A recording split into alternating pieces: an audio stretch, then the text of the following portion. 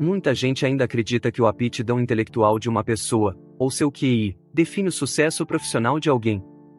Mas, por que geralmente não são os melhores alunos de uma sala que ocupam os melhores cargos quando ficam adultos? Quais os outros fatores que entram em jogo quando pessoas de um alto QI não se dão bem, mas aquelas que, com um QI modesto, se saem surpreendentemente melhor? A resposta para essas perguntas é o que deu nome para o livro Inteligência Emocional. Mas primeiro, eu preciso falar sobre o que é QI, para os não acostumados com o termo. QI é o termo usado para coeficiente de inteligência, e você consegue ver seu coeficiente ou pontuação fazendo um teste. Que, acho, é de lógica. Por exemplo, Albert Einstein tinha um QI de 160. Agora, é só fazer o teste e descobrir o quão inteligente você é, comparado a ele. Esse teste foi usado por muito tempo para predizer o sucesso ou fracasso das pessoas. Mas o dado interessante aqui é que descobriram que o QI, em si, contribui com cerca de somente 20% para os fatores que determinam o sucesso na vida, deixando 80% para outras variáveis e circunstâncias. Como, por exemplo, a classe social, a sorte, e a tão falada inteligência emocional. Características como um autocontrole, zelo, persistência, e até a capacidade de automotivação, são aspectos de quem tem grande inteligência emocional, ou um alto QI. Essas características, somadas, proporcionam a oportunidade de atingir um potencial muito maior. Mas então, a gente passa 15 anos sentados nas escolas, em cadeiras desconfortáveis, para nos aperfeiçoarmos somente nesses 20%. É triste dizer, mas é essa a realidade. E não é que você tenha que escolher entre ter um alto QI e um alto QI. Saber usar essas duas inteligências, racional e emocional, é o que realmente dá um sentido maior na vida, e que nos fará pessoas melhores. Mas então, já falamos da importância da inteligência emocional, mas como ter um QI alto? Para conseguir essa proeza, devemos nos aperfeiçoar nos 5 grandes domínios. Queria mostrar que a edição número 1 é conhecer as próprias emoções. Você já presenciou, ou já ouviu a história de alguém chegando em casa após o trabalho, ofendendo-se, respondendo mal às pessoas, sem nenhum motivo plausível? Silêncio, quero ouvir o jornal ou para de brincar, porque eu não aguento essa gritaria aqui. Normalmente, essa pessoa não percebe, ou não quer perceber, o quão ruim está sendo, até que um outro alguém fale. O que, em alguns casos, pode fazer com que essa pessoa possa avaliar e decidir abandonar os sentimentos que ficaram no trabalho e mudar o estado de espírito. Nesse caso, a pessoa não conhecia as próprias emoções, mas a partir desse instante poderá se policiar, identificar isso antes. Essa é a base da inteligência emocional. Reconhecer os seus sentimentos é o primeiro passo para poder se controlar. Por outro lado, nossa incapacidade de observar nossos verdadeiros sentimentos nos deixa à mercê deles. As pessoas mais seguras são melhores pilotos de suas vidas, tendo uma consciência maior de como se sentem em relação a decisões pessoais. Deixe com quem se casar, que emprego aceitar. As emoções ficam abaixo do limiar da consciência, podem ter um impacto poderoso na maneira como percebemos e reagimos, mesmo sem termos ideia de que elas estão atuando. A primeira e essencial habilidade para ter controle emocional é conhecer as próprias emoções. Número 2. Lidar com as emoções. Muitas pessoas conseguem reconhecer seus sentimentos, o que já é muito bom. Mas, o que adianta, se não fazer nada em relação a isso? É como se, na história que contei, o rapaz decidiu não fazer nada, ou continuar braviando com as crianças, com a família. Saber lidar com sentimentos é conseguir se recuperar mais rapidamente das perturbações da vida, que nos incapacitam e que nos trazem ansiedade, tristeza. E não é só para você, mas para todos ao seu redor. O objetivo final deve ser o equilíbrio, entendeu? Não a supressão das emoções. Cada sentimento tem seu valor e significado. Uma vida sem sentido seria interessante.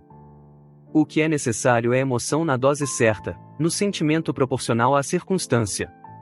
Estourar na primeira coisa que seu filho faz errado não é a coisa certa a fazer, mas ter uma conversa séria com ele é essencial, na verdade.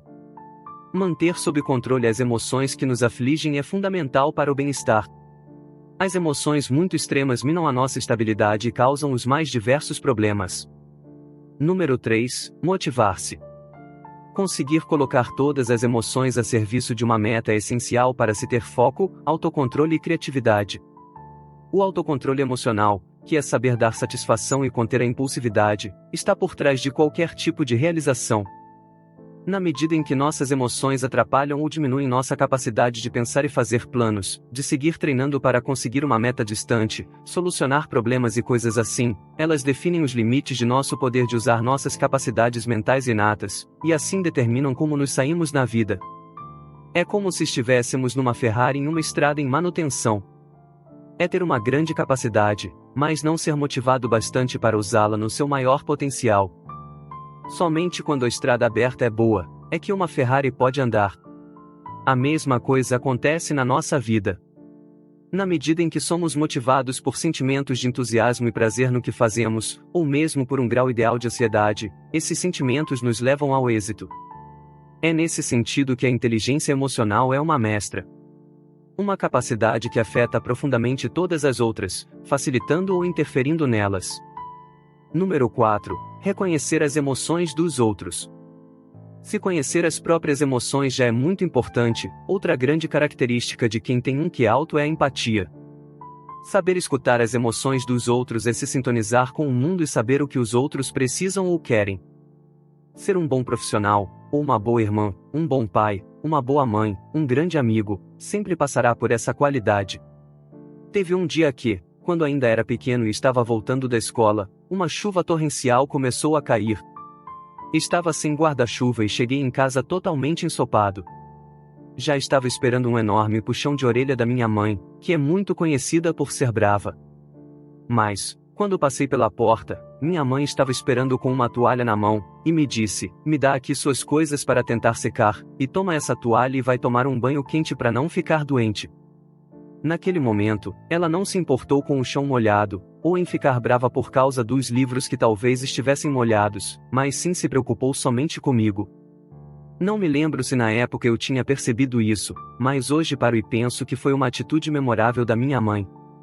Imagine por um instante um mundo cheio de pessoas assim, pessoas que têm grande empatia e vão sempre agir como gostariam de ser tratadas se estivessem nas mesmas condições do outro.